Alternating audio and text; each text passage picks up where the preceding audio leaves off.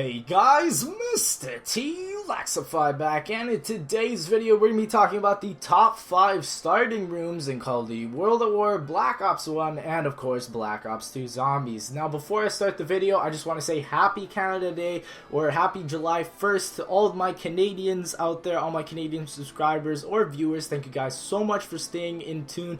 And if you Americans don't know what July 1st is, it's essentially the July 4th in Canada. That's the easiest way I can explain it. But anyways guys, if you don't know what the top 5 starting room is or what this means, it's essentially we're going to be comparing these starting rooms on each map to see which one is more useful or which one is more better in general. Now guys, let's get straight onto the video. So coming in at the number 5 spot, this is going to be Buried. Now what I love about Buried is that it is a very unique starting room because it has 3 elevations to it.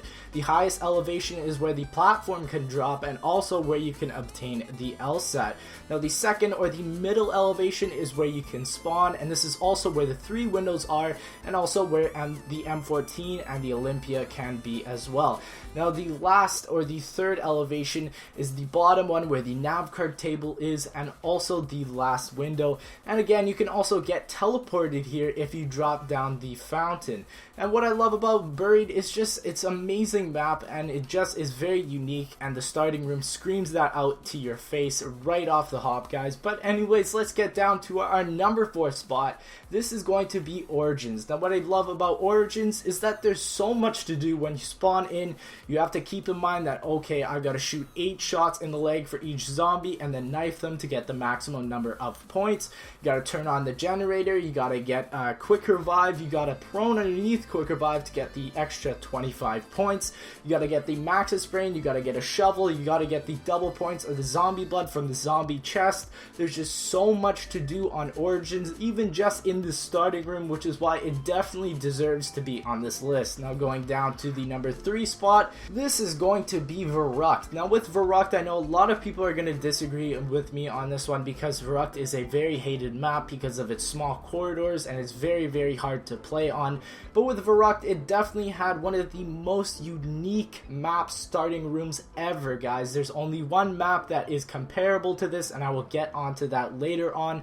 But with Verrucht, if you have not played it, 2 players spawn on one side while the other 2 players spawn on the other side, and what's between them is a door that you cannot purchase, which makes it very difficult because you're playing a 2-player game when you're really playing a 4-player game, if you guys catch my drift. But the thing about this door is that you have to unlock it by turning on the power, which is on the complete other side of Verrucht, which is very fun, and I think that's definitely a great way to start out a zombie game. I don't know why this method was never implemented into the later zombie maps. But anyways guys, let's get on to the number 2 spot, and this is going to be Moon. Now the Moon map is very similar to the Verrucht starting room, and it's probably one of the only comparable ones because in Moon you have essentially 2 starting rooms. When you spawn on the Area 51. What's so amazing about Area 51 is that you can get the Mustang and Sally and Juggernog or Speed Cola before round 1 even starts if you time out your kills correctly, and if you use your grenades and your pistol correctly. You guys can get this all before round 1, which makes Moon definitely one of the best starting rooms ever. And when you spawn into the Moon base or the Griffin station guys, this is also a very cool starting room because in the main room you actually do not have the Olympia or the M14. You just have 2 windows and a spaceman that will stalk you. You have to actually buy a door to get the Olympia and the M14 on each side.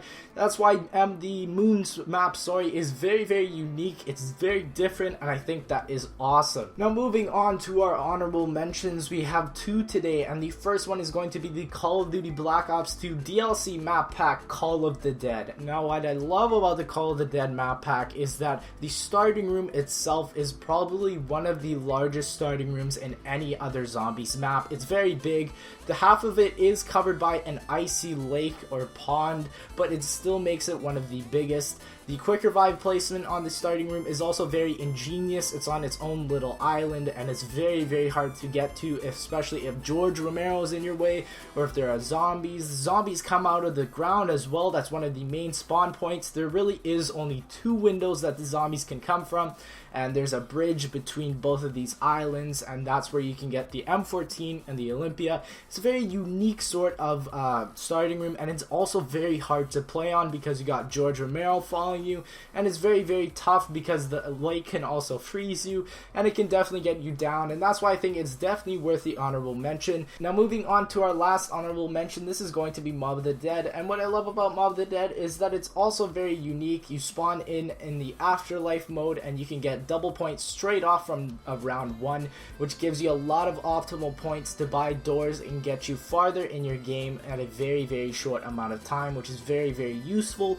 And also with this, it's very dynamic. The window placement is definitely something different. It's all sort of on one wall except for the last window. You can get the rum bottle in there and activate a part of the song. And also with this starting room, once you buy one door, both of them open, which is very cool. And lastly, you can see the key and the mystery box location straight off the hop. It's probably one of the easiest starting rooms to get set up on.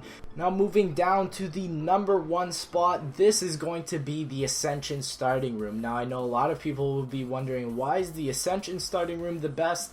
And there is one simple explanation. There's this sort of rotating device in the middle of the Ascension starting room, which can act as an insta-kill forever, which is why this starting room you can get to round 1 billion if you are just a very good zombie player, and you'll be able to get to such high rounds just being in the Ascension starting room because it is always an insta-kill. I know it may be annoying to see black and white the whole time, but if you want to try this challenge, you might go on ahead. The spinning rotating device will always be an insta-kill, and that is the sole reason why Ascension is the number 1 starting room on the zombies games. Now anyways guys, I do hope you enjoyed this video. If you want to like, comment, and subscribe, that would be greatly appreciated. Comment down what you want on your next top 5 video on this channel. But anyways guys, thank you so much for watching. I'm gonna leave a straw poll on the bottom of this video asking if you guys want a new intro from me, because I'm thinking about switching it up a little.